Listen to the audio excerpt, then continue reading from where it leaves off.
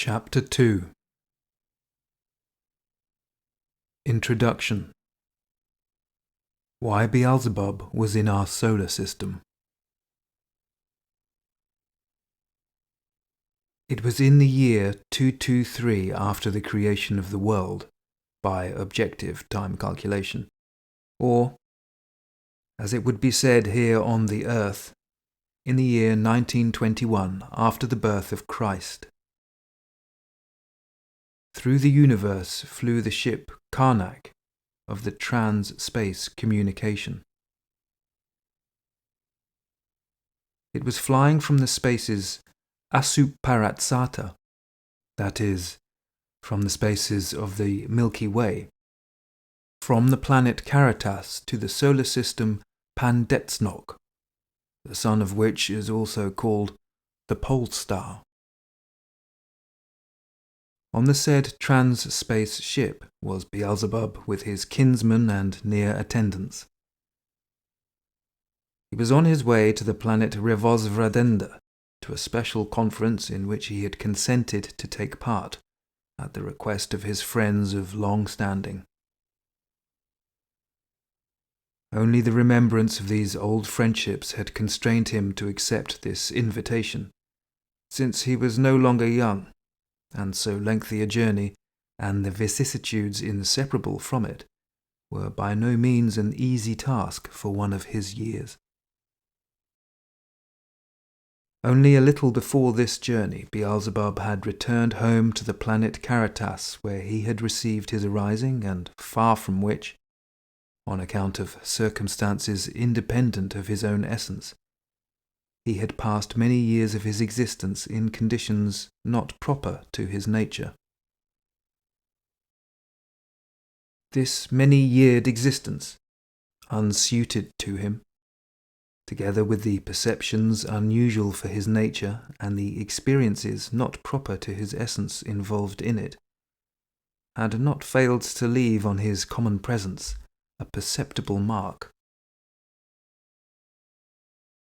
Besides, time itself had by now inevitably aged him, and the said unusual conditions of existence had brought Beelzebub, just that Beelzebub who had had such an exceptionally strong, fiery, and splendid youth, to an also exceptional old age. Long, long before, while Beelzebub was still existing at home on the planet Caritas, he had been taken, owing to his extraordinarily resourceful intelligence, into service on the Sun Absolute, where our Lord Sovereign Endlessness has the fundamental place of his dwelling. And there Beelzebub, among others like himself, had become an attendant upon his endlessness. It was just then that, owing to the as yet unformed reason due to his youth, and owing to his callow and therefore still impetuous mentation with unequally flowing associations, that is, owing to a mentation based, as is natural to beings who have not yet become definitely responsible, on a limited understanding, Beelzebub once saw in the government of the world something which seemed to him illogical, and having found support among his comrades, beings like himself not yet formed, interfered in what was none of his business. Thanks to the impetuosity and force of Beelzebub's nature, his intervention, together with his comrades, then soon captured all minds, and the effect was to bring the central kingdom of the megalocosmos almost to the edge of revolution.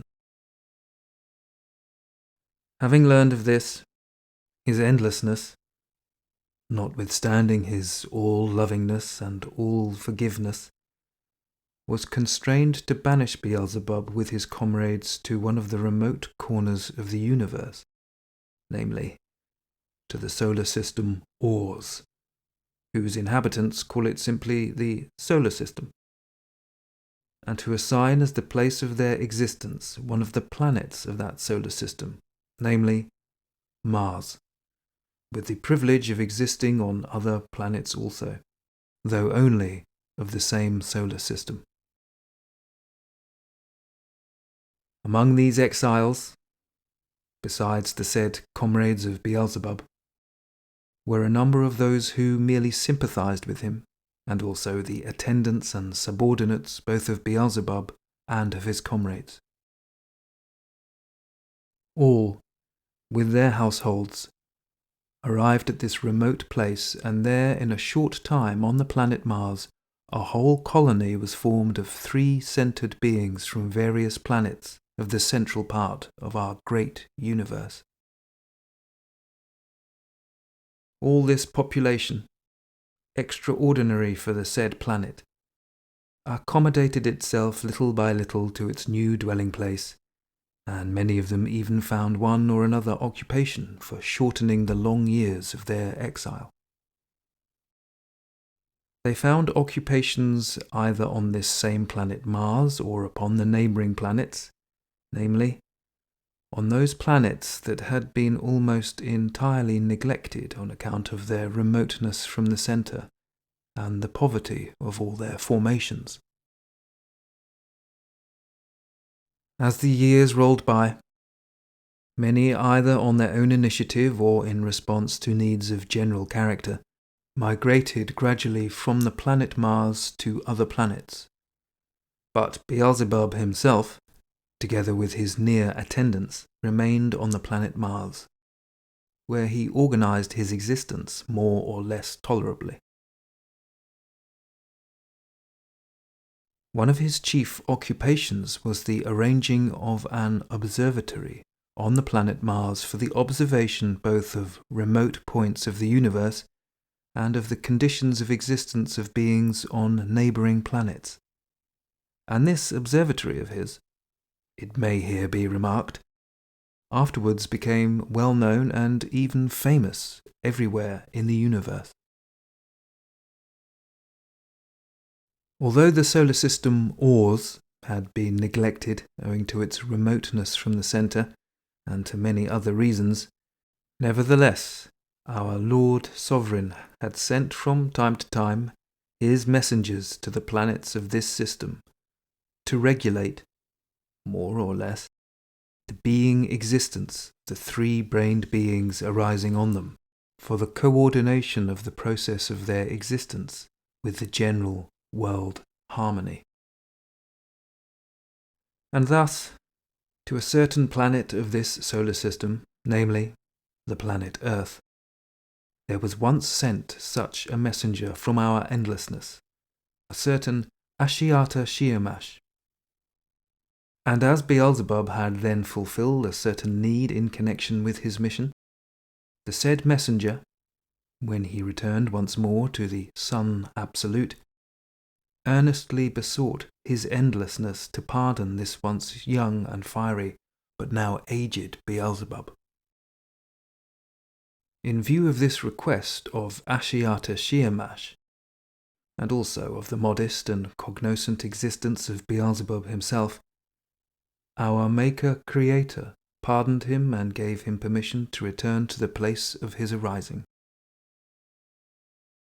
And that is why Beelzebub, after a long absence, happened now to be again in the centre of the universe. His influence and authority had not only not declined during his exile, but, on the contrary, they had greatly increased, since all those around him were clearly aware that, thanks to his prolonged existence in the aforementioned unusual conditions, his knowledge and experience must inevitably have been broadened and deepened. And so, when events of great importance occurred on one of the planets of the solar system, Pandetsnok, Beelzebub's old friends had decided to intrude upon him and to invite him to the conference concerning these events. And it was as the outcome of this that Beelzebub was now making the long journey on the ship Karnak from the planet Caritas to the planet Revosvradenda. On this big spaceship Karnak, the passengers included the kinsmen and attendants of Beelzebub and also many beings who served on the ship itself. During the period to which this tale of ours refers, all the passengers were occupied either with their duties or simply with the actualization of what is called active being mentation. Among all the passengers aboard the ship, one very handsome boy was conspicuous. He was always near Beelzebub himself. This was Hassein, the son of Beelzebub's favourite son, Tuluf. After his return home from exile, Beelzebub had seen this grandson of his, Hassein, for the first time, and, appreciating his good heart, and also owing to what is called family attraction, he took an instant liking to him, and as the time happened to coincide with the time when the reason of little Hassein needed to be developed, Beelzebub, having a great deal of free time there, himself undertook the education of his grandson, and from that time on took Hassein everywhere about with him. That is why Hassein also was accompanying Beelzebub on this long journey, and was among the number around him. And Hassein, on his side, so loved his grandfather that he would not stir a step without him, and he eagerly absorbed everything his grandfather either said or taught. At the time of this narrative, Beelzebub with Hassein and his devoted old servant Ahun, who always accompanied him everywhere, were seated on the highest kasnik, that is, on the upper deck of the ship Karnak, under the Kalnokrenones, somewhat resembling what we should call a large glass bell, and were talking there among themselves while observing the boundless space. Beelzebub was talking about the solar system where he had passed long years. And Beelzebub was just then describing the peculiarities of the nature of the planet called Venus. During the conversation, it was reported to Beelzebub that the captain of their ship wished to speak with him, and to this request Beelzebub acceded.